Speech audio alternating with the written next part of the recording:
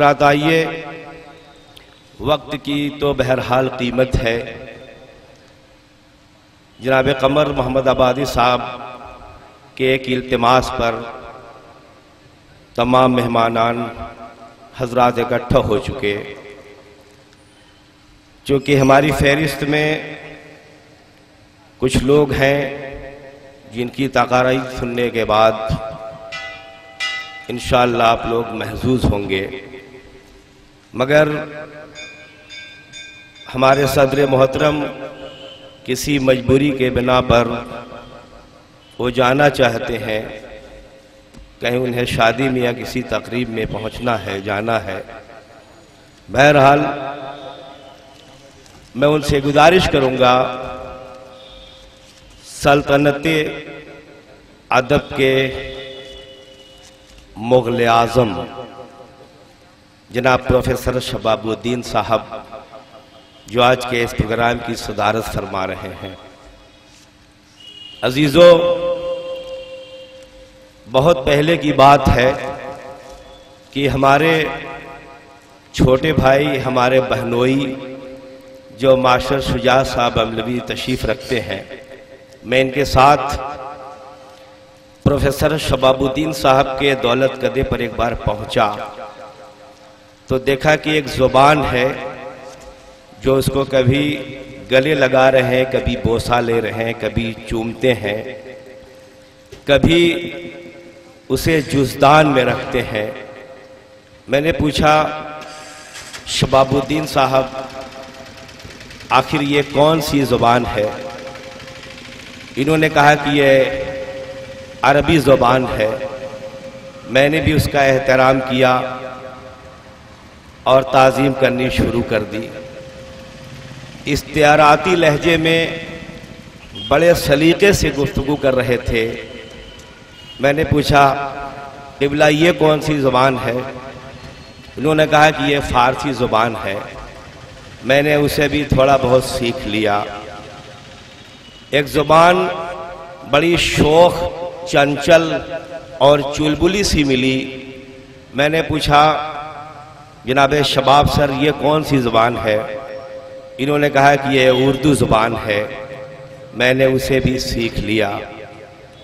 گاؤں کے پن گھٹ پر پاؤں میں پائل، ماتھے پر بندیا، مانگ میں سندور اور کمر میں کردھنی پہنے ہوئے ایک زبان ملی۔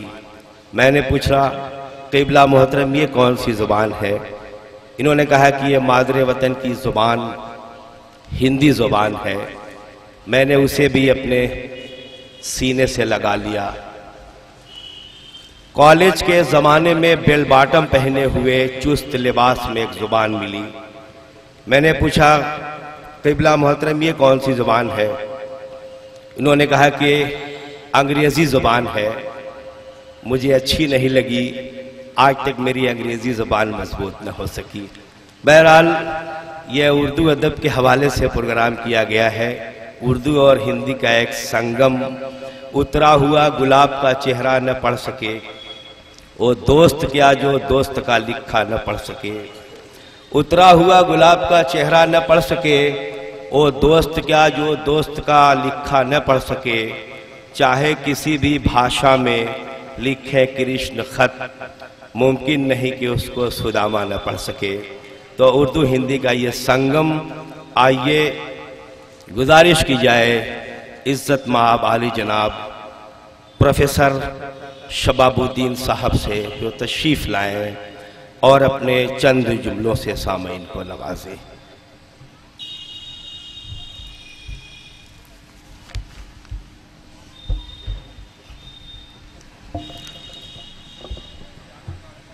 حضرات، اس پروگرام کی صدارت بھی فرما رہے عزت مآب عالی جناب پروفیسر شباب الدین صاحب، شعبہ اردو، شیبلی کالج اعظم گڑھ اور نظامت کے فرائض انجام دے رہا ہے مختار معصوم عاصمی۔ ڈائش پر تشریف فرما مہمانان گرامی، محترم سامعین اکرام، ناظم پروگرام معصوم صاحب، سب سے پہلے تو میں احسان ایم صاحب کے عزیز و اقارب متعلقین کو مبارکباد پیش کرتا ہوں کہ انہوں نے جو کچھ بھی ادبی سرمایہ، شعری سرمایہ اپنی یادگار میں چھوڑا تھا اس کو اکجا کر کے شائع کر دیا۔ یہ بہت بڑا کام ہے۔ کسی بھی شاعر اور ادیب کو یہ سب سے بڑی خراج عقیدت یہی ہے کہ اس نے جو کچھ بھی سرمایہ اپنی یادگار میں چھوڑا ہے اس کو مرتب کر کے نئی نسل کے ہاتھوں میں پہنچا دیا جائے۔ اس کے لیے میں مبارکباد پیش کرتا ہوں۔ ساتھ ہی ساتھ اس بات پر بھی مبارکباد پیش کرتا ہوں کہ نہ صرف یہ کہ یہ شعری مجموعہ زیور طبع سے آراستہ ہو کر منظر عام پر آیا، بلکہ اس کی رونمائی کے لیے ایک خوبصورت تقریب کا بھی انعقاد کیا گیا۔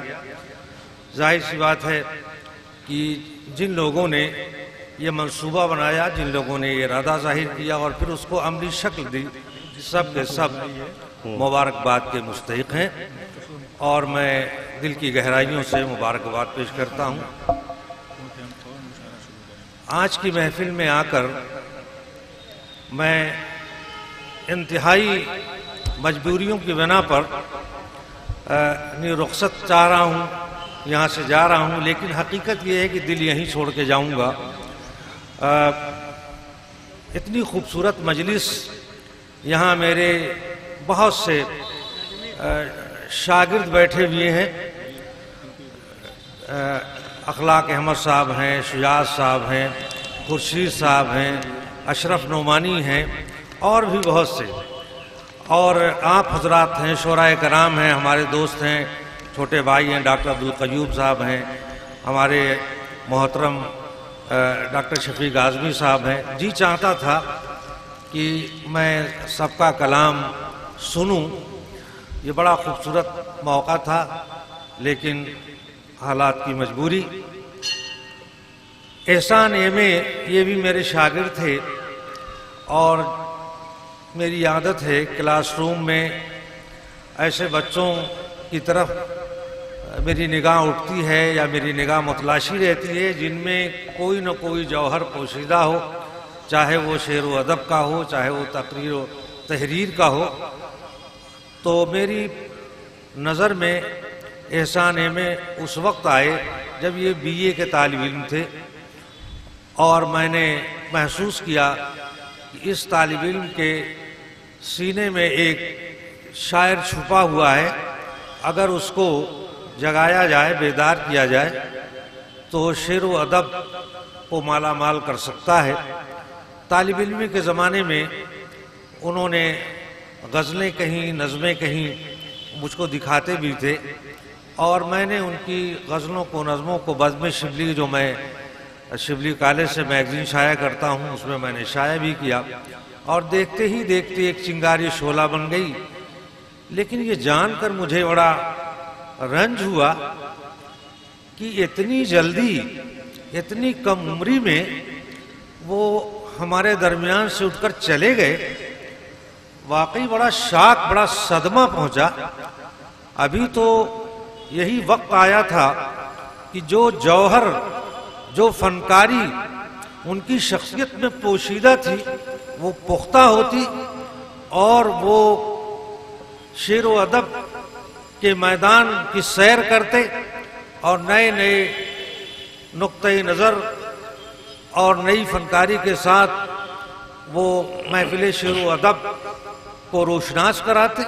بہت اچھی ہے۔ اتنی کم عمری میں، لیکن بہرحال یہ بات باعث اطمینان ہے کہ کم عمری میں بھی انہوں نے جو نشانیاں چھوڑی ہیں وہ اگر ایمانداری سے، غیر جانبدار ہو کر ان کی شعری تخلیقات کا مطالعہ کیا جائے، جائزہ لیا جائے، تو یہ بات بلا کسی تأمل کے کہی جا سکتی ہے کہ ان کا شعری مجموعہ ہمارے ادب کا قیمتی سرمایہ ہے۔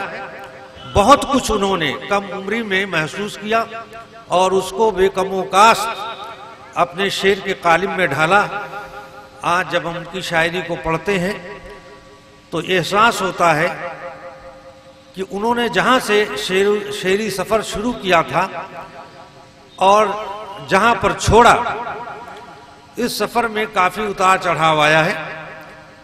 ایک طرف جہاں قدیم روایتی شاعری کی بوباس بھی ان کے کلام میں نظر آتی ہے، وہیں پر کھنکتا ہوا جدید لہجہ بھی ہم کو سنائی دیتا ہے، اور زمانہ جس طرح کروٹ بدل رہا ہے، زمانے کی قدریں بدل رہی ہیں، تقاضے بدل رہے ہیں، حالات بدل رہے ہیں، اور عیب و ہنر کے پیمانے بدل رہے ہیں، ساتھ ہی ساتھ انہوں نے بھی اپنے خیالات اور احساس و جذبات میں بھی تبدیلیاں ہوتی رہی ہیں، اور اس کا اثر ان کے کلام میں صاف دکھائی دیتا بھی ہے۔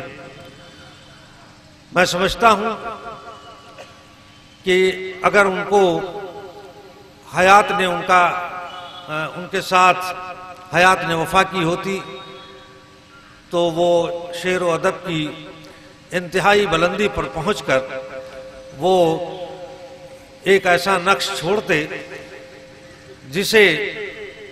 جس سے لوگ اپنے پیمانے بھرتے، مگر اس کا موقع نہیں ملا۔ وہ ایک اچھے شاعر بھی تھے اور ایک اچھے انسان بھی تھے، دونوں دو چیزیں ہیں۔ ہم نے دیکھا ہے کہ بعض لوگوں کی شاعری بہت اچھی ہے لیکن جب ان سے ملاقات ہوئی ہے تو مایوسی ہوئی ہے، اور بعض شاعر انسان بڑے اچھے رہے لیکن کلام میں نہ وہ آب و تاب، نہ وہ نئے جذبات و احساسات کی ترجمانی۔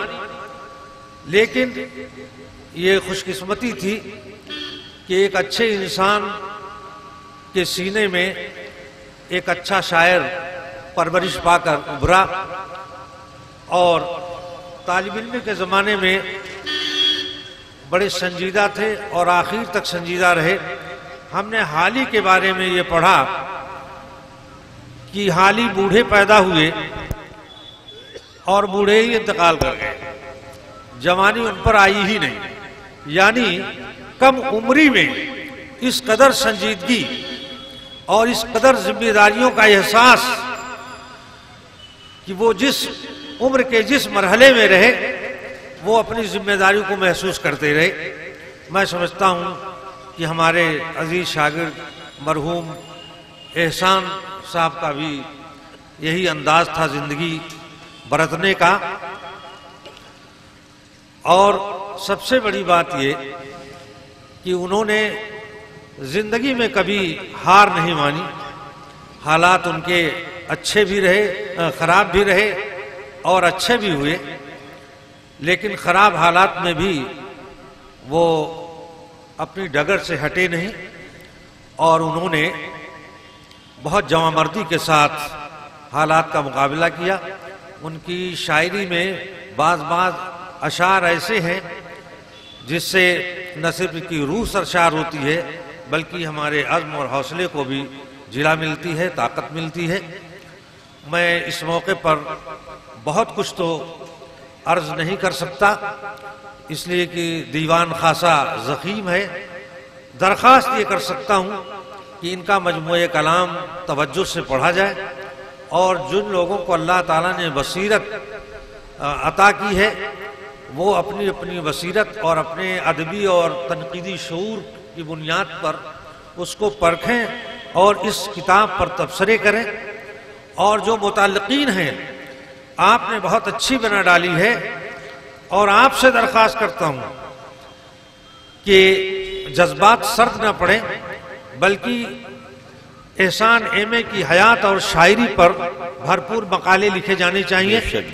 ایک روز کا 2 روز کا سیمینار بھی ہو سکتا ہے ان کی شخصیت اور ان کے کارنامے پر، اور یہ عزم رکھیں اور ایسا ضرور منصوبہ بنائیں تاکہ صحیح معنوں میں ان کے کلام کی قدر و قیمت لوگوں کے سامنے آ سکے، اور یہی ہم ان کو سچی خراج عقیدت اس طرح سے ہم پیش کر سکتے ہیں۔ حقیقت تو یہ ہے، اب جو ان کے متعلقین ہیں، عزیز و اقارب ہیں، ان سے تو ایک رشتہ خون کا بھی ہو سکتا ہے اور رشتوں کا بھی رشتہ ہوتا ہے، لیکن ہمارا ان کا رشتہ استاد شاگرد کا تھا، باپ بیٹے کا تھا۔ مجھے نہ جانے کیوں بشیر بدر کا یہ شعر یاد آتا ہے کہ تجھے بھول جانے کی کوششیں کبھی کامیاب نہ ہو سکیں، تجھے بھول جانے کی کوششیں کبھی کامیاب نہ ہو سکیں، تیری یاد شاخ گلاب ہے جو ہوا چلی تو لچک گئی، تیری یاد شاخ گلاب ہے جو ہوا چلی تو لچک گئی۔ جب محمد آباد کا ذکر آتا ہے، جب اردو شعر و ادب کا ذکر آتا ہے تو نہ جانے کیوں احسان احمد کی یاد تڑپانے لگتی ہے۔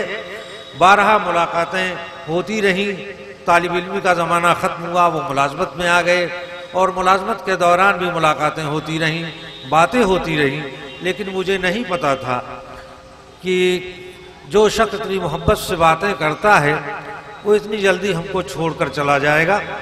میری درخواست آپ سبھی حضرات سے ہے کہ ان کا کلام پڑھا جائے۔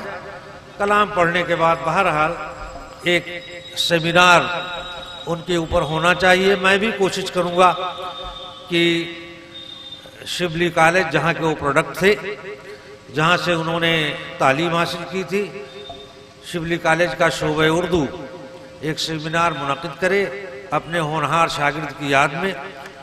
اس کے لیے میں بھی کوشش کروں گا، اور آپ بھی کوشش کریں کہ ان کی یاد کو سینے سے لگائے رکھیں۔ انہی الفاظ کے ساتھ میں آپ سے اجازت چاہتا ہوں۔ مجھے افسوس ہے کہ شورا اکرام جو ظاہر سی بات ہے کہ یہاں پر جمع ہوئے ہیں، بہت اچھا موقع تھا کہ میں آپ کے کلام سے مستفید ہوتا، سنتا، لیکن حالات کی مجبوری کہ مجھے اس بزم سے اٹھ کر جانا ہے، اور انشاءاللہ اس کی تلافی ضرور کسی موقع پر کروں گا۔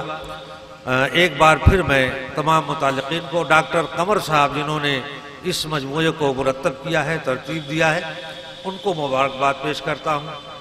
اشرف نعمانی ہیں، ان کو مبارکباد پیش کرتا ہوں۔ اخلاق احمد، ان کو مبارکباد پیش کرتا ہوں۔ خورشید صاحب جو مجھے یہ خوشخبری دینے کے لیے آئے کہ ان کا مجموعہ کلام شائع ہو رہا ہے، کچھ تاثرات تحریر کر دیں۔ میں ان سے کچھ نہیں کہہ سکا، اور وہ مسودہ مجھ کو میرے سامنے وہ رکھ کر چلے گئے، اور نہ جانے کب مجھے یہ بھی یاد نہیں کہ میرا قلم اٹھا اور 2-4 سطریں میں آڑی تیرچھی لکھ کر میں نے ان کے حوالے کیا۔ تو یہ سب جن لوگوں نے بہت محبت سے یاد کیا، مجھے بلایا، ان تمام لوگوں کو مبارکباد بھی دیتا ہوں اور ان کا شکریہ بھی ادا کرتا ہوں۔ شکریہ، بہت بہت شکریہ۔